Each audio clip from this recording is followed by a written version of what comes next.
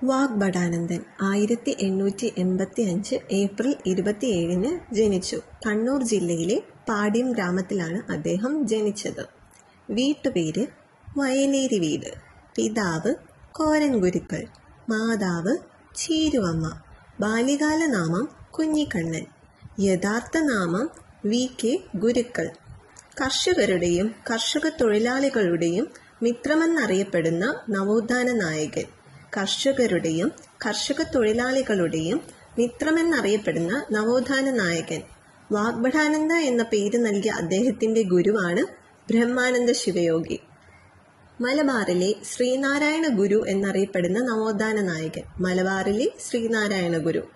ബാലഗുരു എന്നറിയപ്പെടുന്ന നവോത്ഥാന നായകൻ. മലബാറിലെ ശ്രീനാരായണ ഗുരു എന്നും ബാലഗുരു എന്നും അറിയപ്പെടുന്ന നവോത്ഥാന നായകൻ. എല്ലാ മതങ്ങളുടെയും ആത്യന്തിക ലക്ഷ്യം ഒന്നുതന്നെയാണെന്നും മതങ്ങൾ തമ്മിലുള്ള സംഘർഷങ്ങൾക്ക് പ്രസക്തിയില്ലെന്നും അഭിപ്രായപ്പെട്ട സാമൂഹ്യ പരിഷ്കർത്താവ്. വാഗ്ഭടാനന്ദൻ പരിഷ്കരണ രംഗത്ത് മാതൃകയാക്കിയ സാമൂഹ്യ പരിഷ്കർത്താവാണ് രാജാറാം മോഹൻ റോയ്. വാഗ്ഭടാനന്ദൻ വിശ്വസിച്ചിരുന്ന ദർശനം അദ്വൈത ദർശനം. വാഗ്ഭടാനന്ദൻ വിശ്വസിച്ചിരുന്ന ദർശനം അദ്വൈത ദർശനം. മലബാറിൽ മാർക്സിസ്റ്റ് ലെനിനിസ്റ്റ് ആശയങ്ങളുടെ പ്രചരണത്തിന് അനുയോജ്യമായ പശ്ചാത്തലമൊരുക്കിയത് വാഗ്ഭടാനന്ദൻ. ജാതി പ്രമാണം ഹിന്ദു മതത്തിൻ്റെ അടിസ്ഥാന പ്രമാണങ്ങൾക്ക് വിരുദ്ധമാണെന്ന് പ്രഖ്യാപിച്ച സാമൂഹ്യ പരിഷ്കർത്താവ്. ജാതി പ്രമാണം ഹിന്ദു മതത്തിൻ്റെ അടിസ്ഥാന പ്രമാണങ്ങൾക്ക് വിരുദ്ധമാണെന്ന് പ്രഖ്യാപിച്ച സാമൂഹ്യ പരിഷ്കർത്താവ്. കാവി ഉപേക്ഷിച്ച് ഖദർ അണിഞ്ഞ ഒരേ ഒരു നവോത്ഥാന നായകൻ. കാവി ഉപേക്ഷിച്ച് ഖദർ അണിഞ്ഞ ഒരേ ഒരു നവോത്ഥാന നായകൻ. നിർഗുണോപാസന എന്ന ആരാധന രീതി അവലംബിച്ചു. നിർഗുണോപാസന അഥവാ വിഗ്രഹമില്ലാതെയുള്ള ആരാധന പ്രചരിപ്പിച്ച സാമൂഹിക പരിഷ്കർത്താവാണ് വാഗ്ഭടാനന്ദൻ.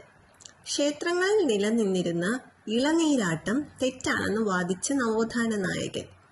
ഇളനീരാട്ടം പോലുള്ള ആചാരങ്ങൾ തെറ്റാണെന്ന് ചൂണ്ടിക്കാട്ടിയ വാഗ്ഭടാനന്ദൻ്റെ കൃതിയാണ് കൊട്ടിയൂർ ഉത്സവപ്പാട്ട്. കൃതി കൊട്ടിയൂർ ഉത്സവപ്പാട്ട്. ഇളനീരാട്ടം പോലുള്ള ആചാരങ്ങൾ തെറ്റാണെന്ന് ചൂണ്ടിക്കാട്ടിയ വാഗ്ഭടാനന്ദൻ്റെ കൃതിയാണ് കൊട്ടിയൂർ ഉത്സവപ്പാട്ട്.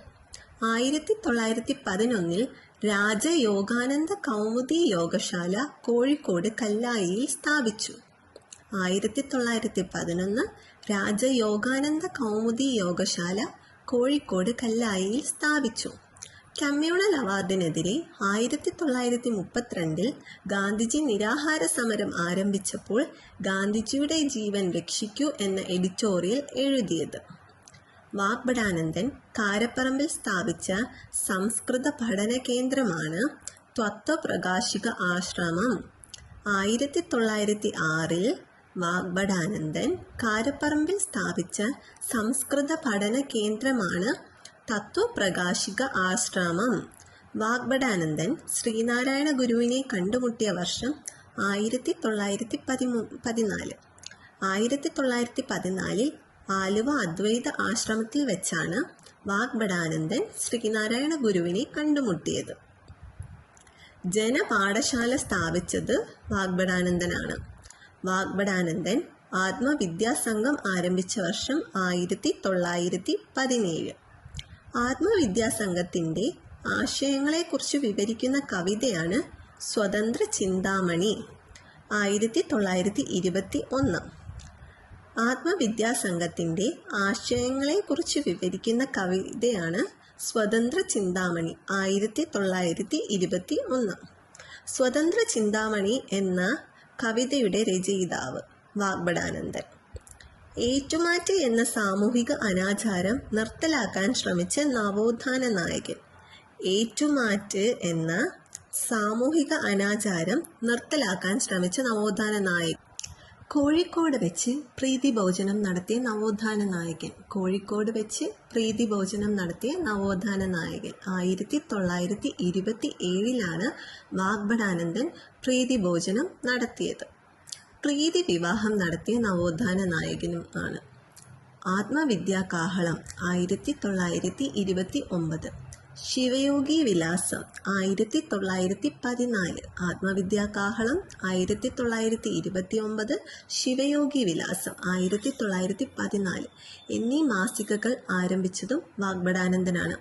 ബ്രഹ്മാനന്ദ ശിവയോഗിയുമായുള്ള അഭിപ്രായ വ്യത്യാസത്തെ തുടർന്ന് ശിവയോഗ വിലാസം എന്ന പേര് മാറ്റി. ബ്രഹ്മാനന്ദ ശിവയോഗിയുമായുള്ള അഭിപ്രായ വ്യത്യാസത്തെ തുടർന്ന് ശിവയോഗ വിലാസം എന്ന പേര് മാറ്റി. ആത്മവിദ്യാകാഹളത്തിന്റെ പ്രഥമ പത്രാധിപനായിരുന്നു CP രാമൻ.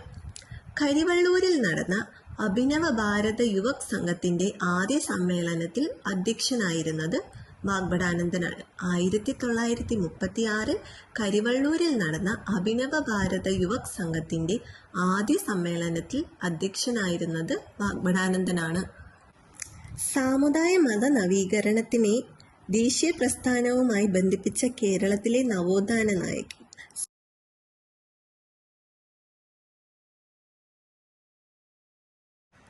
ഇവിടെ ആർക്കും പ്രത്യേക അധികാരമില്ല, അവകാശമില്ല. പ്രകൃതി ദേവത എല്ലാ മനുഷ്യനും അത്യന്താപേക്ഷിതമായ വായുവും വെള്ളവും ഇവിടെ തുല്യാവകാശത്തോടു കൂടിയാണ് നൽകിയിരിക്കുന്നത്.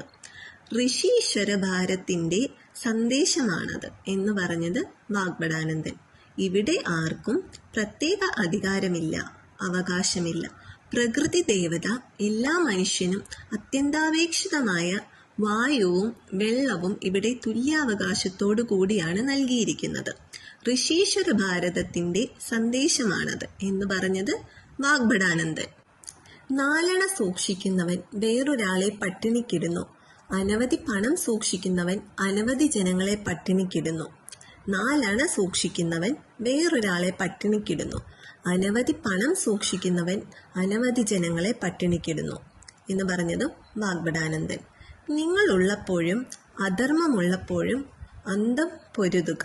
നിങ്ങളുള്ളപ്പോഴും അധർമ്മമുള്ളപ്പോഴും അന്തം പൊരുതുക.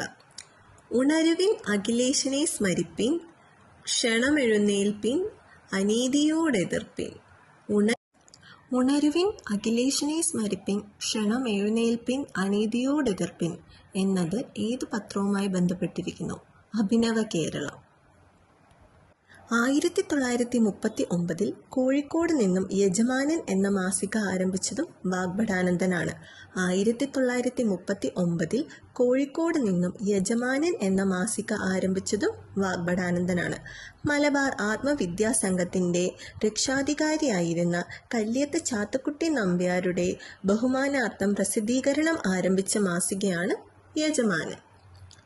വാഗ്ഭടാനന്ദന്റെ പ്രധാന കൃതികൾ: ആത്മവിദ്യ, ആത്മവിദ്യാലേഖമാല, അധ്യാത്മയുദ്ധം, ഈശ്വരവിചാരം, പ്രാർത്ഥനാഞ്ജലി, മാനസചാബല്യം, മംഗളശ്ലോകങ്ങൾ, പ്രാർത്ഥനാമഞ്ജരി, കൊട്ടിയൂർ ഉത്സവപ്പാട്ട്, ഗാന്ധിജിയും ശാസ്ത്രവ്യാഖ്യാനവും. ആത്മവിദ്യ, ആത്മവിദ്യാലേഖമാല, അധ്യാത്മയുദ്ധം, ഈശ്വരവിചാരം, പ്രാർത്ഥനാഞ്ജലി, മാനസചാബല്യം, മംഗളശ്ലോകങ്ങൾ, പ്രാർത്ഥനാമഞ്ജരി, കൊട്ടിയൂർ ഉത്സവപ്പാട്ട്, ഗാന്ധിജിയും ശാസ്ത്രവ്യാഖ്യാനവും. വാഗ്ഭടാനന്ദൻ അന്തരിച്ചത് 1939 ഒക്ടോബർ 29. വാഗ്ഭടാനന്ദൻ അന്തരിച്ചത് 1939 ഒക്ടോബർ 29.